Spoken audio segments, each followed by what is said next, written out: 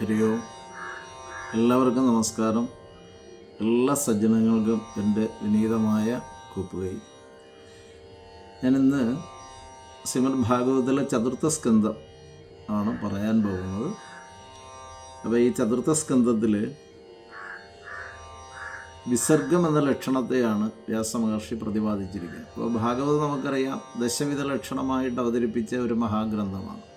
അപ്പം അങ്ങനെയുള്ള ഈ ഗ്രന്ഥത്തിൽ വിസർഗം എന്ന ലക്ഷണം കൊണ്ട് പറയുവാൻ ഉദ്ദേശിച്ചിരിക്കുന്നത് അവാന്തര സൃഷ്ടികളെക്കുറിച്ചാണ്. അവാന്തര സൃഷ്ടി എന്ന് പറയുമ്പോൾ സർഗം സൃഷ്ടി എന്നാണ് ഉദ്ദേശിക്കുന്നത്, പ്രപഞ്ച സൃഷ്ടി. അപ്പോൾ പ്രപഞ്ചത്തിന് സൃഷ്ടിക്ക് കാരണമായിരിക്കുന്ന സകലതിനെയും ആദിനാരായണനിൽ നിന്ന് ഉത്ഭൂതമായിരിക്കുന്നു എന്നാണ് വേദങ്ങളും പുരാണങ്ങളും ഒക്കെ സൂചിപ്പിച്ചിരിക്കുന്നത്. അപ്പോൾ ആദിനാരായണനായിരിക്കുന്ന സാക്ഷാൽ പരമാത്മാവായിരിക്കുന്ന ആ ഭഗവാനിൽ നിന്ന്, പരമാത്മഭാവമായിരിക്കുന്ന ഈശ്വരനിൽ നിന്ന്, അല്ലെങ്കിൽ സൃഷ്ടാവിൽ നിന്ന് അദ്ദേഹത്തിൻ്റെ നാഭീ പത്മത്തിൽ ചതുർമുഖൻ ബ്രഹ്മ ഉണ്ടായി എന്നാണ്, ബ്രഹ്മദേവൻ. ആ ബ്രഹ്മാവിൽ നിന്നുണ്ടാകുന്ന അവാന്തര സൃഷ്ടികളെക്കുറിച്ചാണ് ചതുർത്ഥ സ്കന്ധം മുതൽ പ്രതിപാദിച്ചിരിക്കുന്നത്. അപ്പോൾ അതിനെ അവാന്തര സൃഷ്ടി എന്നാണ് വേദങ്ങളിൽ സൂചിപ്പിച്ചിരിക്കുന്നത്. അപ്പോൾ ഈ അവാന്തര സൃഷ്ടിയെക്കുറിച്ച് പറയുമ്പോൾ ബ്രഹ്മാവിൽ നിന്ന് മനുക്കൾ ഉത്ഭവിക്കുന്നു. അപ്പോൾ ഭാഗവതത്തിൻ്റെ കഥകളിലേക്ക് നമ്മൾ കടന്നു പോകുമ്പോൾ അവതാരങ്ങളെക്കുറിച്ചൊക്കെയാണ് സൂചിപ്പിച്ചിരിക്കുന്നത്. അപ്പോൾ അനേകം അവതാരങ്ങൾ, ഭഗവാന്റെ 24ഓളം വരുന്ന അവതാരങ്ങളും ഭാഗവതത്തിൽ പ്രധാനമായി സൂചിപ്പിച്ചിട്ടുണ്ട്. അപ്പോൾ ഈ അവതാര കഥകളിലൂടെ ആധ്യാത്മികമായിരിക്കുന്ന തത്വത്തെ അല്ലെങ്കിൽ ധാർമ്മികമായ ബോധത്തെ മനുഷ്യരിലേക്ക് കൊണ്ടുവരിക എന്ന ലക്ഷ്യമാണ് പുരാണങ്ങൾ നിർവഹിച്ചിരിക്കുന്നത്. അപ്പോൾ പുരാണങ്ങൾ, എല്ലാ പുരാണങ്ങളിലും ഈശ്വര ലീലയെ വർണ്ണിച്ചുകൊണ്ടാണ് വ്യാസമഹർഷി അവതരിപ്പിച്ചിരിക്കുന്നത്. അപ്പോൾ നമുക്കറിയാം ഭാഗവതത്തിൽ തന്നെ പ്രഥമ സ്കന്ധത്തിൽ തന്നെ 5-ാം അധ്യായത്തിൽ നാരദ മഹർഷി വ്യാസ ഭഗവാനോട് പറയുന്നുണ്ട്, അങ്ങ് പുരാണങ്ങളൊക്കെ രചിച്ചു, പക്ഷേ ആ പുരാണങ്ങളിലൊക്കെ അങ്ങയുടെ ആ പുരാണ രചനയുടെ ഉദ്ദേശം എന്ന് പറയുമ്പോൾ ജീവന്മാരിൽ പുരുഷാർത്ഥങ്ങളെ കൊണ്ടുവരിക എന്നുള്ളതാണ്. ആ പുരുഷാർത്ഥത്തെ സാധൂകരിക്കുക എന്ന ലക്ഷ്യത്തിലാണ് ഈ കഥകളെ അങ്ങ് അവതരിപ്പിച്ചിരിക്കുന്നത്. അപ്പോൾ പക്ഷേ ഈ പുരുഷാർത്ഥങ്ങൾ മനുഷ്യരിലേക്ക് എത്തിച്ചേരണമെങ്കിൽ ഈശ്വരനിൽ പരമമായ ഭക്തി ഉണ്ടാകണം. അപ്പോൾ പരമമായ ഭക്തി ഉണ്ടാകണമെങ്കിൽ ഈശ്വര ലീലകളെ വർണ്ണിക്കണം. അപ്പോൾ ഭക്തിയില്ല എങ്കിൽ ധാർമ്മികതയൊന്നും മനുഷ്യരിൽ ഉണ്ടാവില്ല എന്നാണ്. അപ്പോൾ ഈശ്വരനോട് പരമമായിരിക്കുന്ന ആദരവും ഭക്തിയും അല്ലെങ്കിൽ പരമമായ പ്രേമവും ഒക്കെ ഉണ്ടാകുമ്പോൾ ധാർമ്മികത സ്വതവേ, സത്യസന്ധതയും ധാർമ്മികതയും ഒക്കെ മനസ്സിനുള്ള പരിശുദ്ധിയൊക്കെ ഉണ്ടായി വരും. അപ്പോൾ ഇന്ദ്രിയങ്ങൾക്ക്, അതായത് വിഷയങ്ങളിലാണ് താല്പര്യം. പക്ഷേ ഈശ്വര കഥകൾ, ഭഗവാന്റെ ലീലാകഥകൾ നിരന്തരം കേൾക്കുമ്പോൾ ആ കേൾക്കുന്നതിലൂടെ ഇന്ദ്രിയങ്ങൾക്ക് വരെ വിഷയവിരക്തി വരികയും മനസ്സ് ശുദ്ധിയിലേക്ക് എത്തിച്ചേരുകയും ചെയ്യും എന്നതുകൊണ്ടാണ് വ്യാസമഹർഷിയെ നാരദ മഹർഷി പ്രേരിപ്പിച്ച് അങ്ങ് ഈ മനുഷ്യ ജീവന്മാർക്ക് ഭഗവാനിൽ ഭക്തി ഉണ്ടാകുന്നതിന് ഉതകുന്ന വിധത്തിലുള്ള ഈശ്വരലീലയെ വർണ്ണിച്ചുകൊണ്ട് അങ്ങൊരു പുരാണം എഴുതണം എന്ന് പറഞ്ഞതിൻ്റെ അടിസ്ഥാനത്തിലാണ് ശ്രീമദ് ഭാഗവതം ഭഗവാന്റെ അനേക അവതാര ലീലകളെ വർണ്ണിച്ചുകൊണ്ട് എഴുതിയിരിക്കുന്നത്, നമുക്കറിയാവുന്നതാണ്. അപ്പോൾ അങ്ങനെയുള്ള മഹത്തായ ഭാഗവതത്തിൽ 4-ാം സ്കന്ധം, അതായത് ചതുർത്ഥ സ്കന്ധത്തിൽ പരമപ്രധാനമായ 5 പ്രബന്ധങ്ങൾ സമാധി ഭാഷയെ ഉൾക്കൊണ്ടുകൊണ്ട് വ്യാസർ എഴുതിയിട്ടുണ്ട്. അതിലൊന്നാമത് നമുക്ക് കാണാം ദക്ഷയാഗം അല്ലെങ്കിൽ ദക്ഷാഖ്യാനത്തിൻ്റെ അധ്യാത്മഭാവവും ധ്രുവൻ്റെ ഭക്തിയും, ധ്രുവചരിത്രം. അത് കഴിഞ്ഞാൽ പൃഥ്വിരാജാവിൻ്റെ ധാർമ്മികമായ ജീവിതം. അത് കഴിഞ്ഞിട്ട് പുരഞ്ജന ഉപാഖ്യാനം. അത് കഴിഞ്ഞ് 5-ാമത് രുദ്രഗീതയും പ്രചേതാക്കളുടെ സത്സംഗവും. ഇങ്ങനെ ഈ 5 പ്രബന്ധങ്ങൾ ചേർന്നതാണ് ചതുർത്ഥ സ്കന്ധം.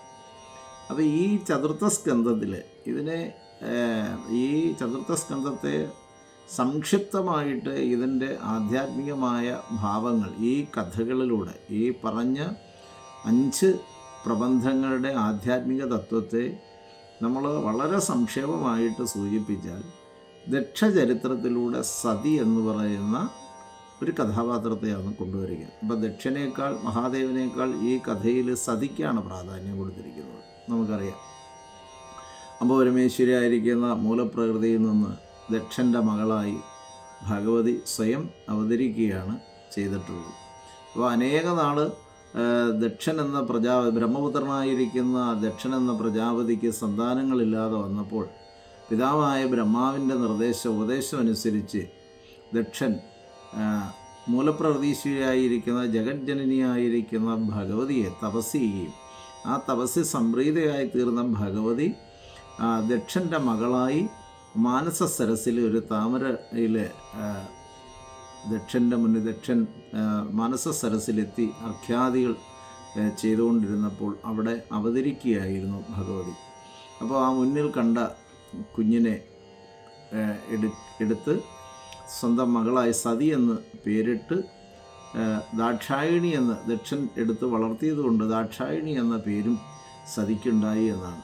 അങ്ങനെ ആ സതി എന്ന കഥാപാത്രം പിന്നീട് നമുക്കറിയാം, സതിയുടെ യൗവനാവസ്ഥയിലെത്തിയപ്പോൾ സതിക്ക് സ്വയംവരം നിശ്ചയിച്ചപ്പോൾ സതി സാക്ഷാൽ പരമേശ്വരനായിരിക്കുന്ന ഭഗവാനെ സ്വയം വരിച്ച് ഭഗവാന്റെ പത്നീപദത്തിലേക്ക് ചേരുകയും, എന്നാൽ പിന്നീട് ദക്ഷൻ നടത്തിയ യാഗത്തിൽ സതീദേവി സാക്ഷാൽ മഹാദേവനെയും ദക്ഷാനുചാരികളെയും ഒക്കെ ആ സഭയിൽ വെച്ച് അധിക്ഷേപിച്ചതിൻ്റെ ഫലമായി ദക്ഷനിൽ നിന്ന് ഉണ്ടായ ശരീരമായതുകൊണ്ടാണ് താൻ കാരണം തൻ്റെ ഭർത്താവും ലോകപിതാവും ലോകഗുരുവുമായിരിക്കുന്ന സമാരാധ്യനായിരിക്കുന്ന സാക്ഷാൽ മഹാദേവനെ ഈ സഭാമധ്യത്തിൽ വെച്ച് ദക്ഷൻ അപഹസിച്ചതിന് കാരണമായി തീർന്നത് എന്ന് മനസ്സിലാക്കിക്കൊണ്ട് ദക്ഷൻ്റെ മകളെന്ന ഭാവം സ്വീകരിച്ച് ആ ശരീരത്തെ ആ യാഗാഗ്നിയിൽ തന്നെ ആഹുതി ചെയ്യുകയാണ് ഉണ്ടായത്.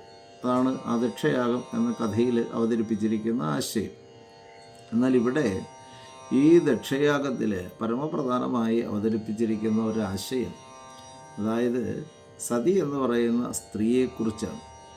അപ്പം സ്ത്രീ സഹജമായ ചില ന്യൂനതകളൊക്കെ സതിയിൽ നമുക്ക് കാണാം. കാരണം കുട്ടിക്കാലത്തെ വളർത്തി വലുതാക്കി യൗവനാവസ്ഥയിൽ എത്തി നിൽക്കുന്ന സതി സ്വന്തം മാതാപിതാക്കളെ അനുസരിക്കാതെ വരുന്നു, ജ്യേഷ്ഠത്തിമാരെ അനുസരിക്കാതെ വരികയും സ്വയം ഇഷ്ടപ്രകാരം താൻ ആരാധിക്കുന്ന പ്രേമിക്കുന്ന പുരുഷനോടൊപ്പം ഇറങ്ങിപ്പോവുകയും പിന്നീട് ഭർത്താവായിരിക്കുന്ന മഹാദേവൻ്റെ വാക്കുകളെ പോലും അനുസരിക്കാതെ സ്വന്തം ഇഷ്ടപ്രകാരം ദക്ഷയാഗത്തിലേക്ക് ആ സഭയിലേക്ക് ഇറങ്ങി വരികയും അവിടെ വെച്ച് അപമാനിതയായി തീരുകയും ചെയ്യുന്ന സതി ആത്മഹത്യ ചെയ്യുന്ന ഒരു ചിത്രം ഈ കഥയിൽ നമുക്ക് ഒന്ന് വീക്ഷിച്ചാൽ മനസ്സിലാക്കാവുന്ന കാര്യമാണ്.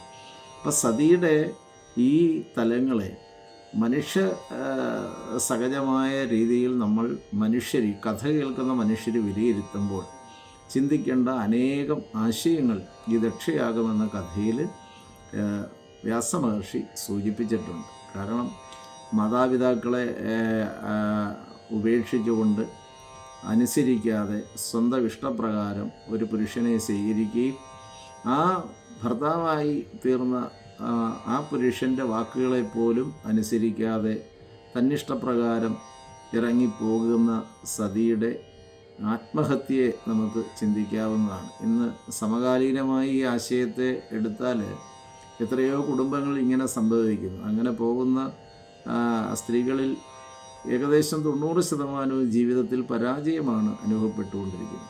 ഈ കഥയിൽ പലപ്പോഴും എനിക്ക് തോന്നിയിട്ടുള്ളത്, ജഗൽ പിതാവും ഗുരുവും ഒക്കെയായിരിക്കുന്ന സർവീശ്വരനും മഹാദേവനുമായി തീർന്നിരിക്കുന്ന ഈ ഭഗവാൻ സ്വന്തം ഭാര്യയുടെ ആ ആത്മഹത്യയിൽ നിന്ന് ആ സതിയെ രക്ഷിക്കാൻ എന്തുകൊണ്ട് സാധിച്ചില്ല എന്നൊരു ചോദ്യം നമുക്ക് സാധാരണ ചിന്തിക്കുന്നവർക്ക് ഈ കഥ കേൾക്കുമ്പോൾ ഉണ്ടാകാം. എനിക്കും അങ്ങനെ തോന്നിയിട്ടുണ്ട്. കാരണം നമുക്കറിയാം, എല്ലാ അപമൃത്യുവിൽ നിന്ന് രക്ഷിക്കുന്നത് സാക്ഷാൽ മഹാദേവനാണ്. അപ്പം രോഗദുരിതാദികളിൽ നിന്നും അപകട മരണങ്ങളിൽ നിന്നും അപമൃത്യുവിൽ നിന്നും ഒക്കെ സംരക്ഷിക്കുന്ന മഹാദേവനാണ്. മാർക്കണ്ഡേയ ചരിത്രം എന്ന കഥ ഭാഗവതത്തിൽ അവതരിപ്പിച്ചിട്ടുണ്ട്. അപ്പം മാർക്കണ്ഡേയനെ പോലും ദീർഘായുസ്സിലേക്ക് എത്തിച്ച് യമധർമ്മനെ വധിച്ചുകൊണ്ട് മാർക്കണ്ഡേയന് ചിരഞ്ജീവത്വം നൽകിയ ആളാണ് സാക്ഷാൽ മഹാദേവൻ.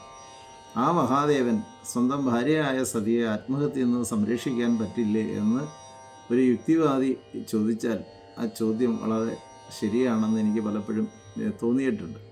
പക്ഷേ നമുക്ക് ഇവിടെ ചിന്തിച്ചാൽ മനസ്സിലാകുന്ന ഒരാശയം വ്യാസഭഗവാൻ ഈ കഥയിൽ വളരെ കൃത്യമായി അവതരിപ്പിച്ചിരിക്കുന്നു. അതെന്താണെന്ന് ചോദിച്ചാൽ, ഈ ഗുരുശാപം എന്നൊരു ശാപമുണ്ട്.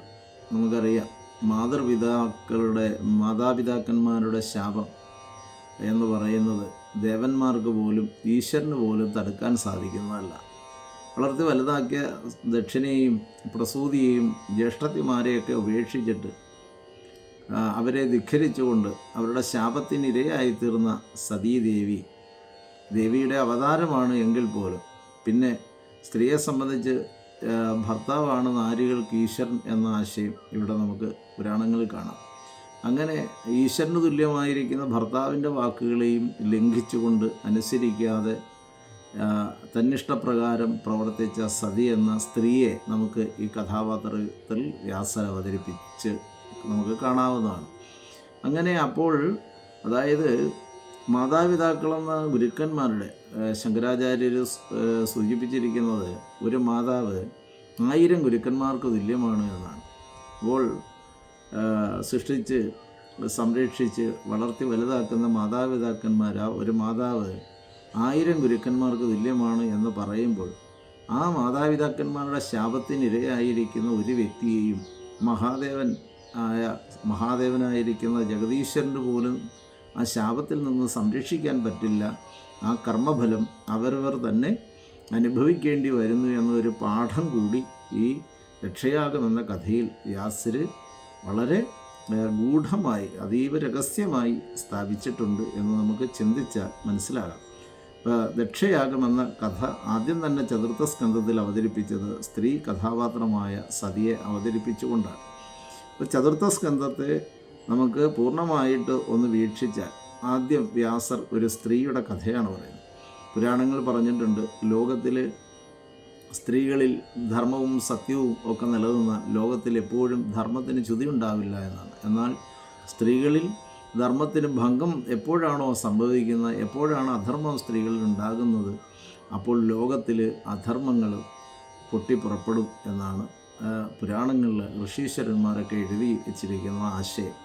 അപ്പോൾ ഇവിടെ ലോകത്തിൽ ധർമ്മത്തിൻ്റെ ച്യുതി, ഇപ്പോൾ സ്ത്രീ എന്തായിരിക്കണം, എങ്ങനെയായിരിക്കണം എന്ന ഒരു പാഠം, നല്ലൊരു മെസ്സേജ് നമുക്ക് വ്യാസർ ഈ ഭാഗവത കഥയിൽ, ഈ ദക്ഷയാഗം എന്ന കഥയിൽ അവതരിപ്പിച്ചിട്ടുണ്ട്.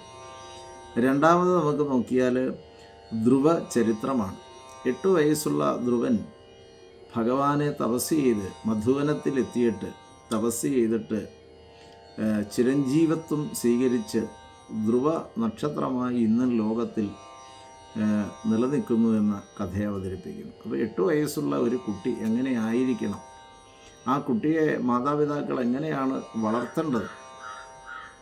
നമുക്കറിയാം, സുനീതിയും അതായത് സുരുചി എന്ന 2 അമ്മമാരുടെ കഥ പറഞ്ഞുകൊണ്ടാണ് ഉത്താനപാദൻ എന്ന രാജാവിന് സുനീതിയിൽ, ധർമ്മഭഗ്നിയാണ് സുനീതി, ആ സുനീതിയിൽ സന്താനങ്ങളില്ലാതെ വന്നപ്പോഴാണ് സഭഗ്നിയായ സുരുചിയെ സ്വീകരിക്കുന്നത്. എന്നാൽ ധർമ്മഭഗ്നിയായ സുനീതിയിലുണ്ടായ ധ്രുവനെ പിതാവിൻ്റെ മടിയിൽ നിന്ന് സഭഗ്നിയെ വതെത്തിയിരിക്കുന്നത് സുരുചി പിതാവിൻ്റെ മടിയിൽ നിന്ന് വലിച്ചിറക്കുകയും നിനക്കിതിന് അർഹതയില്ല എന്ന് പറഞ്ഞ് ക്രൂരമായ വാക്കുകൾ പറഞ്ഞ് ആ കുട്ടിയെ വിഷമിപ്പിച്ചുകൊണ്ട് ആ രാജകൊട്ടാരത്തിൽ നിന്ന് ഇറക്കി വിടുമ്പോൾ സ്വന്തം മാതാവായ സുനീതിയുടെ അടുക്കലെത്തി പൊട്ടിക്കരയുമ്പോൾ ആ അമ്മയാണ് പറയുന്നത്, സുരുചി പറഞ്ഞത് സത്യമാണ്, നീ നാരായണനെ പ്രാർത്ഥിച്ചാൽ നിനക്ക് ഭഗവാൻ നിൻ്റെ എല്ലാ അഭിലാഷങ്ങളെയും പൂർത്തീകരിക്കും എന്ന് പറഞ്ഞ് ഉപദേശിച്ച് സാന്ത്വനിപ്പിക്കുന്ന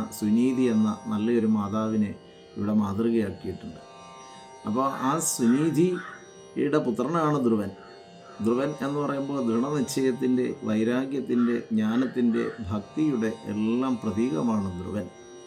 ആ ധ്രുവൻ്റെയും കഥയാണ് അവതരിപ്പിക്കുക. അപ്പോൾ ഒരു മനുഷ്യൻ കുട്ടിക്കാലത്ത് എങ്ങനെയായിരിക്കണം, മാതാപിതാക്കൾ അവനെ എങ്ങനെയാണ് പഠിപ്പിക്കേണ്ടത്, സമൂഹത്തിൽ അവനെ ഏത് രീതിയിൽ ഏത് സംസ്കാരത്തിൽ വളർത്തിയെടുക്കണം എന്ന് കുട്ടിക്കാലത്ത് തന്നെ ഒരു കുട്ടിയുടെ സംസ്കാരത്തെ പ്രതിപാദിപ്പിച്ചുകൊണ്ട് ആ ധ്രുവൻ്റെ എല്ലാ ഉയർച്ചകളെയും അവതരിപ്പിക്കുന്ന ഒരു പ്രബന്ധം.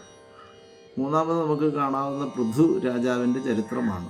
ഈ കഥകളെ നമുക്ക് ഓരോന്നോരോന്നായി സൂചിപ്പിക്കാം, എങ്കിലും സംക്ഷിപ്തമായിട്ട് ഞാനിതിൻ്റെ ഉള്ളടക്കം എന്ന് സൂചിപ്പിക്കുകയാണ്. പൃഥു എന്ന് പറയുമ്പോൾ ഈ രാജാവാണ്. ഒരു യുവാവിൻ്റെ അവസ്ഥ, സമൂഹത്തിൽ ഒരു യുവാവ് അല്ലെ ഒരു യുവതി എങ്ങനെയായിരിക്കണം, ഒരു രാജാവ് ഒരു രാജ്ഞി എങ്ങനെയായിരിക്കണം എന്ന എല്ലാ ധാർമ്മിക ബോധത്തെ അവതരിപ്പിക്കാനാണ് പൃഥുവിൻ്റെ ചരിത്രം വ്യാസർ അവതരിപ്പിച്ചിരിക്കുന്നത്. നാലാമത് നമുക്ക് നോക്കിയാൽ കാണാവുന്നത് പുരഞ്ജനോപാഖ്യാനമാണ്. ഉപാഖ്യാനത്തിൽ വളരെ പ്രധാനമായിട്ട് ശരീരത്തെയും ജീവനെയും മനസ്സിനെയും ഇന്ദ്രിയങ്ങളെയും ഒക്കെ അവതരിപ്പിച്ചിരിക്കുന്ന ഒരു പ്രബന്ധം. പുരഞ്ജന ചരിത്രം വളരെ പ്രധാനപ്പെട്ടതാണ്. ആധ്യാത്മിക തലത്തിൽ സമാധി ഭാഷയിൽ പുരഞ്ജന ചരിത്രം പഠിക്കണം. അതിനെ നമുക്ക് അടുത്ത ഒരു പ്രബന്ധമായിട്ട് അതിനെ അവതരിപ്പിക്കേണ്ടതുണ്ട്. അത് പിന്നീട് നമുക്കതിലേക്ക് പോകാം. ഞാനിപ്പോൾ പറഞ്ഞത് പിന്നീട് നമുക്ക് 5-ാമത് ചതുർത്ഥ സ്കന്ധത്തിൽ കാണാവുന്ന രുദ്രഗീതയാണ്. സാക്ഷാൽ മഹാദേവനെ പ്രചേതാക്കൾ തപസ് ചെയ്ത് പ്രാർത്ഥിക്കുന്ന മഹാമന്ത്രം രുദ്രമന്ത്രത്തെക്കുറിച്ച് ഭാഗവതത്തിൽ അവതരിപ്പിച്ചിരിക്കുന്നു. അപ്പം ഞാനിവിടെ പറയുവാൻ ഉദ്ദേശിച്ചത് ഈ പ്രബന്ധങ്ങൾ, ഈ 4 പ്രബന്ധങ്ങൾ പ്രധാനമായി അതായത് ഒരു സ്ത്രീയുടെ ധാർമ്മികത, ഒരു കുട്ടിക്കാലത്തൊരു കുട്ടിയുടെ ധാർമ്മികത, യൗവന അവസ്ഥയിലെത്തുന്ന ഒരു യുവാവിൻ്റെ ധാർമ്മികത, വാർദ്ധക്യ കാലത്തിലെത്തുമ്പോൾ പുരഞ്ജനോപാഖ്യാനത്തിലൂടെ പ്രാചീന ബർഗസിൻ്റെ കഥ പറഞ്ഞുകൊണ്ട് അവതരിപ്പിക്കുന്നു. അപ്പോൾ വാർദ്ധക്യത്തിൽ നമ്മളെങ്ങനെ ആയിരിക്കണം, ഇങ്ങനെ ഈ 4 തലങ്ങളെ വളരെ മനോഹരമായി അവതരിപ്പിക്കുന്ന ഒരു സ്കന്ധമാണ് ഈ ചതുർത്ഥ സ്കന്ധം എന്നുള്ളത്. അപ്പം അത് വളരെ സാത്വികമായ തലത്തിൽ, ആധ്യാത്മികമായ തലത്തിലൂടെ ഈ കഥകളെ നമുക്ക് വീക്ഷിച്ചാൽ നമുക്ക് നമ്മുടെ സമൂഹത്തിൽ, നമ്മുടെ കുടുംബത്തിൽ, നമ്മുടെ ഓരോ വ്യക്തിയിലും എന്ത് സംസ്കാരമാണ് നമ്മുടെ ഈ ഓരോ കാലഘട്ടത്തിൽ, കുട്ടിക്കാലത്തിലും കൗമാരകാലത്തിലും യൗവനാവസ്ഥയിലും വാർദ്ധക്യത്തിലും ഒക്കെ എത്തുമ്പോൾ നമ്മൾ എങ്ങനെയായിരിക്കണം. അതേപോലെ തന്നെ ലോകത്തിൽ സ്ത്രീകളുടെ ധർമ്മം നിലനിർത്താനുള്ള പങ്ക് എന്താണ്, ഒരു പെൺകുട്ടി എങ്ങനെയായിരിക്കണം യുവതി ആകുമ്പോഴും കുടുംബിനിയാകുമ്പോഴും വാർദ്ധക്യത്തിലാകുമ്പോഴും ഒക്കെ എങ്ങനെയാകണം. അപ്പോൾ അതുകൊണ്ട് ആദ്യം തന്നെ ചതുർത്ഥ സ്കന്ധത്തിൽ സ്ത്രീയെ സൂചിപ്പിച്ചു. അതുമാത്രമല്ല ഈ കഥയിൽ വളരെ പ്രത്യേകമായ ഒരു സമാധി തലത്തെ അവതരിപ്പിച്ചിട്ടുണ്ട്. ധർമ്മത്തെ എങ്ങനെ പ്രതിപാദിക്കാം എന്ന് നമുക്കറിയാം. ഈ കഥ ആരംഭിക്കുമ്പോൾ അതായത് ഈ പ്രസൂതിയെ ദക്ഷപ്രജാപതിക്ക് വിവാഹം ചെയ്തു കൊടുക്കുന്നു. അപ്പോൾ ആ പ്രസൂതിയിൽ നിന്ന് 13 മക്കളുണ്ടാകും. ആ 13 പേരെയും ധർമ്മരാജന് വിവാഹം ചെയ്തു കൊടുക്കുന്നു. മനു തൻ്റെ പുത്രിയായ പ്രസൂതിയെയാണല്ലോ ദക്ഷപ്രജാപതിക്ക് വിവാഹം ചെയ്ത് കൊടുത്തത്. അപ്പോൾ അതിൽ ഈ 13 പുത്രിമാരിൽ നിന്ന് ആ 13 പുത്രിമാരുടെ പേരുകളും ഭാഗവതത്തിൽ പറയുന്നു. അപ്പം ആ 13 പുത്രിമാരെ ധർമ്മൻ എന്ന യമധർമ്മനിൽ നിന്ന് പ്രസൂതിയുടെ 13 പെൺമക്കളിൽ ഉത്ഭൂതമായ 13 മക്കളുടെ പേരുകൾ വളരെ പ്രത്യേകമായി ഭാഗവതത്തിൽ അവതരിപ്പിച്ചിട്ടുണ്ട്. ഇത് വളരെ ആധ്യാത്മികമായ ഒരു രഹസ്യത്തിലാണ് അവതരിപ്പിക്കുക. അതൊരു സമാധി ഭാഷയിൽ കൂടിയാണ് അവതരിപ്പിച്ചിരിക്കുന്നത്. നമുക്കതിനെ ഒന്ന് നോക്കാം. ഇവിടെ ഒന്നാമത് ശ്രദ്ധ എന്ന് പറയുന്ന പുത്രി. ശ്രദ്ധയുടെ പുത്രൻ ശുഭൻ എന്നാണ്. അപ്പോൾ ശ്രദ്ധയിൽ നിന്ന് ശുഭൻ ജനിക്കുന്നു എന്നാണ്. പിന്നീട് പറയുന്നു മൈത്രി. ശ്രദ്ധ, മൈത്രി, ശാന്തി, തുഷ്ടി, പുഷ്ടി, ക്രിയ, ഉന്നതി, ബുദ്ധി, മേധ, തിദിക്ഷ, ഹ്രീ, മൂർത്തി. ഇത്രയും പേരാണ് 13 മക്കളാണ് പ്രസൂതിയിൽ ജനിച്ച 13 പേരെ യമധർമ്മന് വിവാഹം ചെയ്തു കൊടുക്കുന്നത്. അപ്പോൾ ഈ 13 ഭാര്യമാരിൽ നിന്നുണ്ടായ മക്കളുടെ പേരുകൾ നമുക്കൊന്ന് ശ്രദ്ധിച്ചു നോക്കാം എന്തൊക്കെയാണെന്ന്. അപ്പോൾ ശ്രദ്ധയുടെ പുത്രൻ ശുഭൻ, മൈത്രിയുടെ പുത്രൻ പ്രസാദൻ, ദയയുടെ പുത്രൻ അഭയം, ശാന്തിയുടെ പുത്രൻ സുഖം, തുഷ്ടിയുടെ പുത്രൻ മോദൻ, പുഷ്ടിയുടെ പുത്രൻ അഹങ്കാരം, ക്രിയയുടെ പുത്രൻ യോഗം, ഉന്നതിയുടെ പുത്രൻ ദർഭം, ബുദ്ധിയുടെ പുത്രൻ അർത്ഥം, മേധയുടെ പുത്രൻ സ്മൃതി, തിദിക്ഷയുടെ പുത്രൻ ക്ഷേമം, ലജ്ജയുടെ പുത്രൻ വിനയം, മൂർത്തിയുടെ പുത്രൻ നാരായണൻ. അപ്പം നോക്കൂ, ഈ പേരുകൾ, അതായത് ഈ പ്രസൂതി ജനിച്ച 13 പെൺമക്കളുടെ പേരുകൾ പറയുന്നത്, ഒന്ന് ശ്രദ്ധ, ഒന്ന് മൈത്രി, ഒന്ന് ദയ, ഒന്ന് ശാന്തി, ഒന്ന് തുഷ്ടി, പുഷ്ടി, ക്രിയ, ഉന്നതി, ബുദ്ധി, മേധ, തിദിക്ഷ, മൂർത്തി. ഈ 13 പേരുകൾ 13 പേരുടെ നാമങ്ങൾ, അതായത് ഈ 13 മക്കളുടെ നാമങ്ങളായി അവതരിപ്പിച്ചിരിക്കുന്നത് നമ്മളൊന്ന് ശ്രദ്ധിച്ചാൽ, ഇത് ഈ ഒരു ജീവനിൽ നമ്മളിലുണ്ടാകുന്ന 13 ഗുണങ്ങളാണ്. അതായത് ശ്രദ്ധ എന്നതും, മൈത്രി സ്നേഹം എന്നതും, ദയ എന്നതും, ശാന്തി എന്നതും, തുഷ്ടിയും പുഷ്ടിയും, ക്രിയയും, ഉന്നതി, മേധ, തിദിക്ഷ, ഇതൊക്കെ നമ്മുടെ ജീവനിലുള്ളതാണ്. അപ്പോൾ ഇതിനെയാണ്, ഇങ്ങനെ തിരിച്ചറിയുന്നതിനെയാണ് സമാധി ഭാഷയെന്ന് പറയപ്പെടുന്നത്. അപ്പോൾ ഓരോന്നിൽ നിന്ന് ഓരോ മകനുണ്ടാകുന്നു, ഓരോ പുത്രിയിൽ നിന്ന് ഓരോ മകനുണ്ടാകുന്നതായിട്ട്. അപ്പോൾ ശ്രദ്ധയിൽ നിന്ന് ശുഭനുണ്ടാകും. ശുഭമായ ശ്രദ്ധയോടുകൂടി ചെയ്യുന്നതൊക്കെ ശുഭമായിട്ട് തീരുന്നു എന്നുള്ളതാണ്. ഏത് പ്രവൃത്തി ഏതൊരാൾ ശ്രദ്ധയോടുകൂടിയാണോ ചെയ്യുന്നത് അത് ശുഭമായിട്ട് തീരും. അപ്പോൾ അതുകൊണ്ട് ശുഭൻ ജനിച്ചു എന്ന് പറയും. അടുത്തത് മൈത്രിയിൽ നിന്നാണ്. മൈത്രി എന്ന് പറയുന്ന സ്ത്രീയിൽ നിന്ന്, ആ മൈത്രി നമ്മളിലുള്ളതാണല്ലോ, സ്നേഹവും കാരുണ്യമൊക്കെ. അതിൽ നിന്ന് പ്രസാദം, എപ്പോഴും എന്താണ്, സന്തോഷം, പ്രസാദം, ഐശ്വര്യം, പ്രസാദമില്ലെന്നൊക്കെ ഐശ്വര്യാവസ്ഥ ഉണ്ടാകും. മൈത്രിയിൽ നിന്ന് എപ്പോഴും ഐശ്വര്യവും സന്തോഷമൊക്കെ ഉണ്ടാകും. ദയയുടെ പുത്രനാണോ അഭയം. അപ്പോൾ ദയയില്ലെങ്കിൽ അഭയം ഇല്ലല്ലോ. അപ്പോൾ ദയയിൽ നിന്നുണ്ടാകുന്നതാണ് അഭയം. അതുകൊണ്ടാണ് ദയയുടെ പുത്രൻ അഭയം എന്ന് പറയാൻ കാരണം. അടുത്തത് ശാന്തിയുടെ പുത്രൻ സുഖം. ശാന്തി നമുക്കുണ്ടായാൽ, സമാധാനം ഉണ്ടെങ്കിലേ മനസ്സിന് സുഖമുള്ളൂ. അപ്പം മനസ്സമാധാനത്തിൽ നിന്ന് ഉത്ഭവിക്കുന്നതാണ് സുഖം എന്ന് പറയുന്ന അവസ്ഥയെന്നാണ്. അടുത്ത തുഷ്ടിയുടെ പുത്രനോ മോദം, സന്തോഷം. മോദം എന്ന് പറയുമ്പോൾ സന്തോഷം എന്നാണ്. അപ്പോൾ ആ തുഷ്ടി ഉണ്ടാകണം. ശാന്തി കഴിഞ്ഞാൽ തുഷ്ടി എന്നാണ്. അപ്പോൾ തുഷ്ടി എന്താ, എല്ലാത്തിനെയും അതായത് ഒരു സുഖദുഃഖങ്ങളെ സമമായിട്ട് കാണുന്ന ഒരവസ്ഥയുണ്ടല്ലോ, സമാധാനമായി ശാന്തമായി. അത് ആ ഒരു സഹനാവസ്ഥ തുഷ്ടിയാണ്, ക്ഷമിക്കാനുള്ള. അപ്പോൾ ആ തുഷ്ടിയുടെ പുത്രൻ മോദം. അപ്പം ആ ഗുണങ്ങളിൽ നിന്ന് സന്തോഷം, മോദം ഉണ്ടാകും. പുഷ്ടിയുടെ പുത്രൻ അഹങ്കാരം. പുഷ്ടിയിൽ നിന്നാണ് അഹങ്കാരം ഉണ്ടാകുന്നത്. ഏതിലും നമുക്ക് ആരോഗ്യ പുഷ്ടി ഉണ്ടാകുമ്പോൾ അതിൽ നിന്ന് അഹങ്കാരം വരും. മനസ്സിന് പുഷ്ടി വരുമ്പോൾ അവിടുന്ന് അഹങ്കാരം വരും. ധനപുഷ്ടി ഉണ്ടാകുമ്പോൾ അവിടുന്ന് അഹങ്കാരം വരും. സന്താന പുഷ്ടി ഉണ്ടാകുമ്പോൾ അവിടുന്ന് അഹങ്കാരം വരും.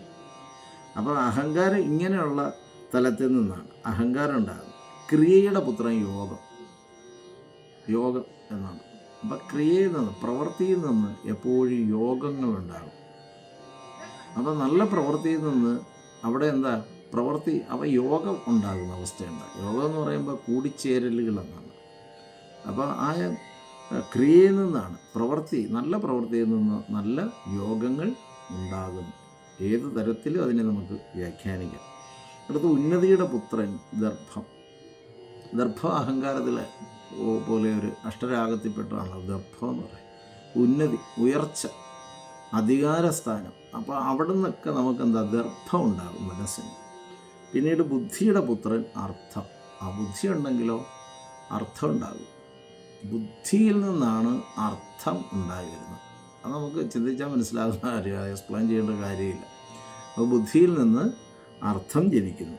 മേധയുടെ പുത്രൻ സ്മൃതി ഉണ്ടാകും. അപ്പോൾ മേധാശക്തി എന്ന് പറയുന്നത് ഓർമ്മശക്തി, അതായത് മേധാശക്തി എന്ന് പറയുമ്പോൾ നമ്മൾ കേട്ടതും കണ്ടതിനെയൊക്കെ നമ്മുടെ മനസ്സിൽ സ്റ്റോർ ചെയ്ത് വെച്ചിട്ട് അതിനെ ഓർക്കാനുള്ള ശക്തി ഉണ്ടാകുന്നത് ഈ മേധാശക്തിയുടെ കഴിവാണ്. അതുകൊണ്ടാണ് സ്മൃതി. അടുത്ത തിദിക്ഷയുടെ പുത്രൻ ക്ഷേമം. അപ്പം സഹിക്കുക എന്നതിൽ നിന്നാണ് ക്ഷമയുണ്ടാകുന്നത്. ക്ഷേമം, ഐശ്വര്യം ഉണ്ടാകുക, സന്തോഷം ഉണ്ടാകുക, ക്ഷേമങ്ങളുണ്ടാകുക. അപ്പോൾ എന്താ സഹനാവസ്ഥ, തിദിക്ഷ. അപ്പോൾ എല്ലാത്തിനെയും സഹിക്കുന്നതിന്, സുഖദുഃഖങ്ങളെ ഒരുപോലെ അനുഭവിക്കാനുള്ള മനസ്സ്, തിദിക്ഷയുണ്ടാകുക. ലജ്ജയുടെ പുത്രൻ വിനയം. അപ്പോൾ അത് വിനയം എന്ന് പറയുമ്പോൾ ലജ്ജയിൽ നിന്നാണ് വിനയം ഉണ്ടാകുന്നത്. ലജ്ജ എന്ന് പറയുമ്പോൾ എന്താ, വിശിഷ്യ മനസ്സിന് സാധാരണ നമ്മൾ പറയുന്നത്, നിനക്ക് ലജ്ജയില്ലേ ഇത് ചെയ്യാൻ. അപ്പം അധർമ്മങ്ങൾ ചെയ്യുന്നതിനോട് ഒരു ലജ്ജ എന്ന് പറയുന്ന അവസ്ഥയുണ്ട്. അപ്പോൾ അതിനെ തരംതിരിച്ച് ധർമ്മവേദ അധർമ്മവേദ എന്നൊക്കെ തരംതിരിച്ചറിയുക. അപ്പോൾ ആ ലജ്ജയിൽ നിന്ന്, അപ്പം അധർമ്മം ചെയ്യുന്നതിൽ നിന്നുള്ള ഒരു വിടുതലുണ്ടല്ലോ, വിരക്തി, അത് ചെയ്തുകൂടാ എന്നുള്ളതാണ്. അപ്പോൾ അതിൽ നിന്ന് ജനിക്കുന്നത് എന്താ, ക്ഷേമം. അധർമ്മം ചെയ്യാതിരിക്കുക, അതിനെ തിരിച്ചറിയുക.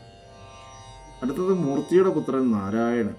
മൂർത്തിയിൽ നിന്ന് നരനാരായണന്മാർ ഉത്ഭവിച്ചു എന്നാണ്. മൂർത്തി എന്ന് എന്താ, മൂർത്തി എന്ന് പറയുമ്പോൾ നരനാരായണന്മാർ, ജീവനും പരമാത്മാവും എല്ലാം പ്രപഞ്ച സൃഷ്ടിയാദിയിൽ ഉത്ഭവിക്കുന്ന ഈശ്വരനെ നമ്മളുടെ അന്തരംഗത്തിൽ നമ്മൾ കുടിയിരുത്തി ആരാധിക്കുമ്പോൾ, ഒരു മൂർത്തി എന്ന് പറയുമ്പോൾ ഒരു വിഗ്രഹം, രൂപവും നാമവും ചേർന്നൊക്കെയാണ് മൂർത്തി എന്ന് പറയുന്നത്. ഈ ഈശ്വരനെ, പരമാത്മഭാവത്തെ നമ്മളുടെ അന്തരംഗത്തിൽ കുടിയിരുത്തി കഴിയുമ്പോൾ, നമ്മളതിനെ സ്വീകരിച്ച് കഴിയുമ്പോൾ, അതിൽ നിന്ന് ജീവനും പരമാത്മാവും ഒരേപോലെ ഉണ്ടാകും. നരനാരായണന്മാർ ഉത്ഭവിക്കുന്നു എന്നാണ് ഇവിടെ സൂചിപ്പിച്ചിരിക്കുന്ന ആശയം. അപ്പോൾ അതുകൊണ്ട് ഇങ്ങനെയുള്ള ആശയങ്ങളെ ഭാഗവതത്തിൽ നമുക്ക് ആദിമധ്യാന്തം കാണാവുന്നതാണ്. അപ്പോൾ ഇതിനെയാണ് ഈ തരത്തിൽ കഥകളെ അനലൈസ് ചെയ്ത് മനസ്സിലാക്കുന്നതിനെയാണ് സമാധി ഭാഷ എന്ന് പറയുന്നത്. ഈ സമാധി ഭാഷയിലൂടെ ഭാഗവതത്തെ മനസ്സിലാക്കുമ്പോൾ മാത്രമേ, കഥകളുടെ സമാധി തലം പഠിക്കുമ്പോഴേ നമുക്ക് ഭാഗവത കഥകൾ നമുക്ക് സമൂഹത്തിന്, ലോകത്തിന് ഉപകാരമായി തീരുന്നുള്ളൂ. ഇത്ര വലിയ തത്വരഹസ്യങ്ങളാണ് ഭാഗവതത്തിൽ വ്യാസർ അവതരിപ്പിച്ചിരിക്കുന്നത്. സാധാരണ അപ്പോൾ ഇന്നാർക്ക് ഇത്ര മക്കളുണ്ടായെന്നും, ഇപ്പോൾ ശ്രീകൃഷ്ണന് 16,008 ഭാര്യമാരും 1,60,000 പരം വരുന്ന മക്കളും ഒക്കെ ഉണ്ടെന്ന് ഭാഗവതത്തിൽ പറയുമ്പോൾ അതിനെ കണ്ണടച്ച് വിശ്വസിക്കുകയും ഇത് ഈ മനുഷ്യൻ്റെ ബുദ്ധിക്ക് നിരക്കുന്നതല്ല, ഇത് യുക്തിക്ക് ചേരുന്നതല്ല, ഇതൊക്കെ അന്ധമായ വിശ്വാസങ്ങളോ അവതരണങ്ങളോ ഒക്കെയാണെന്ന് ചിലർ പറയുന്നതിൻ്റെ കാരണം നിങ്ങളുടെ സമാധിതലം, പുറമേ ലൗകികമായി അവതരിപ്പിച്ചിരിക്കുന്ന കഥയുടെ സമാധിതലത്തെ മനസ്സിലാക്കാത്തത് കൊണ്ടാണ് പലപ്പോഴും അങ്ങനെയുള്ള ആശയങ്ങൾ പലരും പറയുന്നതിനും ചിന്തിക്കുന്നതിനും കാരണമായി തീരുന്നത് സജ്ജനങ്ങളെ.